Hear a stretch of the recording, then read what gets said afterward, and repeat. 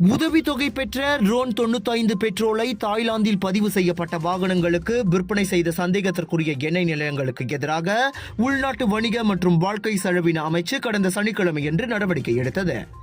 எல்லை பகுதியில் உள்ள நாட்டை சேர்ந்த வாகனம் சம்பந்தப்பட்ட புகைப்படம் கசிந்த தகவலை தங்களது தரப்பு பெற்றுள்ளதாக உள்நாட்டு வணிக மற்றும் வாழ்க்கை செலவினத்துறையின் பினாங்கு மாநில இயக்குநர் ஜெகன் சுப்பிரமணியம் தெரிவித்தார்.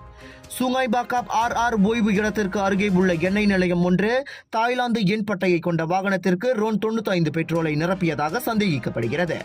அந்த எண்ணெய் நிலையத்தின் CCTV கேமராவின் காணொளி மூலம் வெளிநாட்டு வாகனம் ஒன்றுக்கு நண்பகல் மணி 2:24 அளவில் எண்ணெய் நிரப்பியுள்ளதாக தெரியவந்துள்ளது. விசாரணைக்கான மேல் நடவடிக்கைக்காக ஆவணங்களை பறிமுதல் செய்யும் நடவடிக்கை மேற்கொள்ளப்பட்டு வருவதாக ஜெகன் சுப்பிரமணியம் தெரிவித்தார். இந்த விவகாரத்தை உள்நாட்டு வணிக மற்றும் வாழ்க்கை செலவின அமைச்சு கடுமையாக கருதுவதோடு உடனடி விசாரணை தொடங்கப்படும் என அவர் கூறினார். மேலும் அனைத்து எண்ணெய் நிலையங்களும் தீவிரமாக கண்காணிக்கப்படுவதாகவும் அவர் கூறினார்.